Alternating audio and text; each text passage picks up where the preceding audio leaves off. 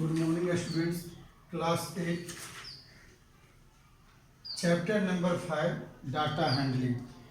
इससे पहले जो हमारा चैप्टर है चैप्टर नंबर 4, पिछली बार भी मैंने आपको रिपीट किया था, आज पुनः रिपीट करता हूँ।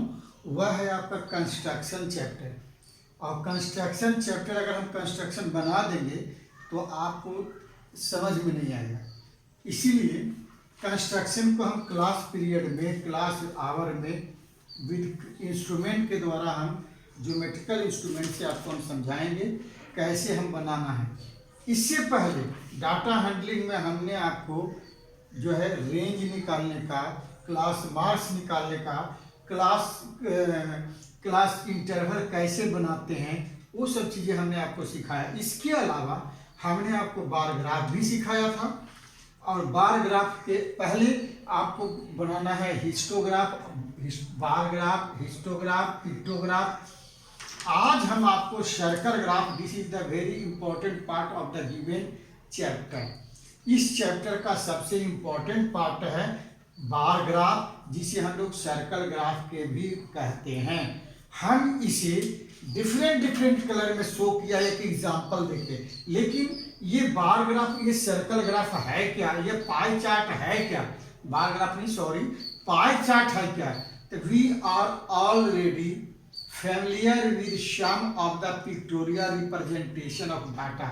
लाइक हमारे सराउंडिंग में जितने प्रकार की चीजें हैं, वस्तुएं हैं, चाहे कोई फैमिलियर चीज है यूज करते हैं, या हम जिस चीज को यूज करते हैं, उपयोग में लाते हैं, चाहे हम हो, चाहे आप हो, चाहे हमारे सराउंडिंग में रहने वाले जो भी हो, चाहे हमारी सरकार हो या हमारी कोई संस्था हो, तो उसमें भी एक ग्रुप बनता है। तो उन ग्रुप को किस प्रकार से रिप्रेजेंट करते हैं, या तो उस ग्रुप को हम लाइक ए पिक्टोग्राफ में रिप्रेजेंट कर सकते हैं, या उस ग्रुप को हम लोग बार ग्राफ में रिप्रेजेंट कर सकते हैं, या उसको हम हिस्टोग्राफ के रूप में प्रेजेंट करते हैं। In this section, we shall learn about one more pictorial representation of data known as a circle graph. इसे हम लोग सर्कल ग्राफ, अगर इसको किसी को हम जो सर्कल के रूप में, पिक्टोरियल के रूप में रिप्रेजेंट करते हैं, उसको हम लोग सर्कल ग्राफ कहते हैं, या उसको पाई चार्ट कहते हैं। और यही चीजें हम लोग पहले, इस फर्क के, दोनों में फर्क क्या है, ये हम सर्कल के रूप में दिखाते हैं, लेकिन जो हम बार ग्राफ दिखाते थे या हिस्टोग्राफ दिखाते, हिस्टोग्राम जो दिखाए उसमें वर्टिकल और हॉरिजॉन्टल और वर्टिकल दोनों दिखाया, और एक दूसरे से क्लोज दिखाया। उसमें हाइट और लेंथ दोनों होता है, लेकिन इसमें हाइट और लेंथ नहीं होता है, एक सर्कल के रूप में होता है, और वो डिग्री में मेजरमेंट होता है। In a circle graph, a circle is divided into several sectors. फर्क क्या है, उसमें हमारा रेक्टेंगुलर शेप में बनता है, इसमें सेक्टर शेप में बनता है, according to the relationship of different part with the whole, और एक दूसरे से रिलेशनशिप में होता है। सपोज करिए अगर एक विद्यार्थी है या कोई आदमी है, तो किसी को हिंदी का भी ज्ञान है, इंग्लिश का ज्ञान है, बंगाली का भी ज्ञान है, तमिल का भी ज्ञान है, मराठी का ज्ञान है। अगर कोई स्टूडेंट्स है तो वो हिंदी का भी पेपर देगा, मैथ का भी पेपर देगा, साइंस का भी पेपर देगा, एसएस का पेपर देगा, इंग्लिश का पेपर देगा, संस्कृत का पेपर देगा। तो उसको ग्रुप के रूप में, ये लैंग्वेज होता है, ग्रुप के रूप में देना, टेस्ट देना, पेपर देना। सिंस द सेक्शन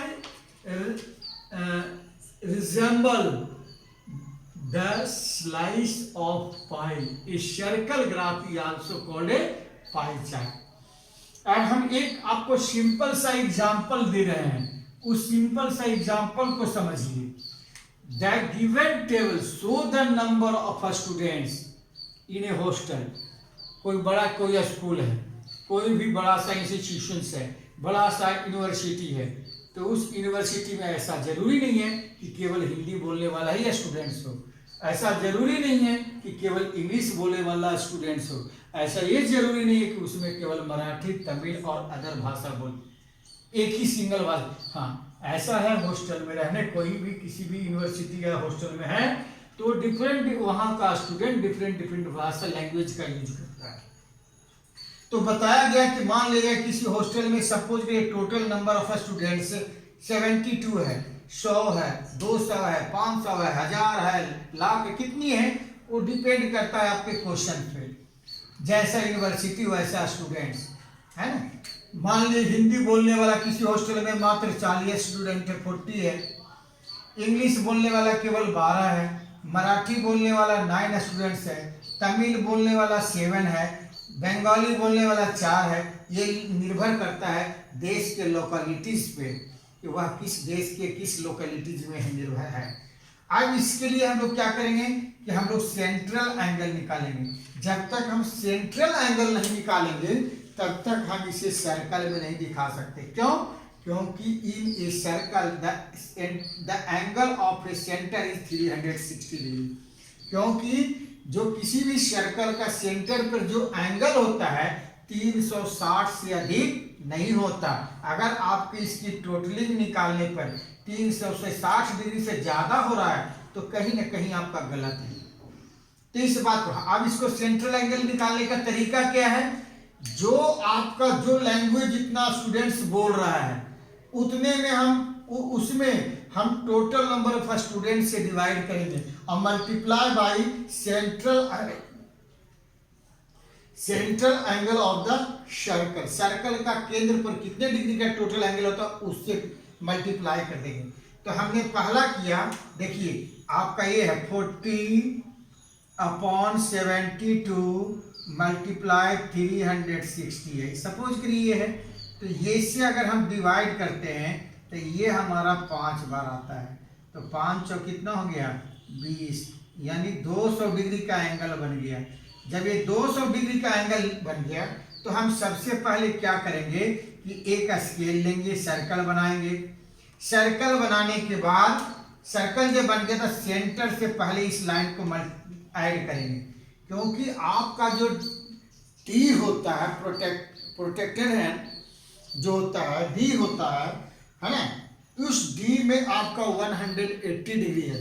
तो 180 डिग्री से ये ज्यादा है तो इसे हम प्लॉट नहीं कर सकते।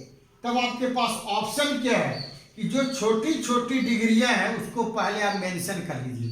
पहले 20 डिग्री को मेंशन कर लीजिए, 35 डिग्री के मेंशन कर लीजिए, 45 डिग्री के मेंशन कर लीजिए, 60 डिग्री के मेंशन कर लिए, और इसके बाद जो बच गया वो आपका 200 डिग्री हो गया। अब इन सभी टोटल करके देखिए तो ये आपको 360, ये हमारा पाई चार्ट का रूल्स है। और इससे आधारित कुछ प्रश्न आएंगे तो प्रश्न का उत्तर देना है। कुछ प्रश्न अगर क्वेश्चन दिया हुआ है तो पाई चार्ट ड्रॉ करनी है, तो आपको होमवर्क में पाई चार्ट ड्रॉ करके लानी है। और मैंने इसलिए कलरफुल बनाया है, तो जरा कोशिश करें आप कि अपने नोटबुक में जो भी पाई चार्ट बनाएं तो इसको यूज करिएगा, कंपास का यूज करके बनाइएगा। ये नहीं कि हाथ से ऐसे खींच दीजिएगा, ऐसा नहीं करना है। Use a compass, draw a circle and protractor. Use करने के बाद बनाएंगे तो आपका पाई चार्ट बड़ा सुंदर होगा, और कलरफुल बनाएं तो इट इज और बेटर हो जाएगा। ये निर्भर करता है आप कितना इंटरेस्टेड है। आप इसको समझिए और इसको पूरी तरह से आपको होमवर्क दिया जा रहा है, इसे करके लाइएगा। Okay, thank you.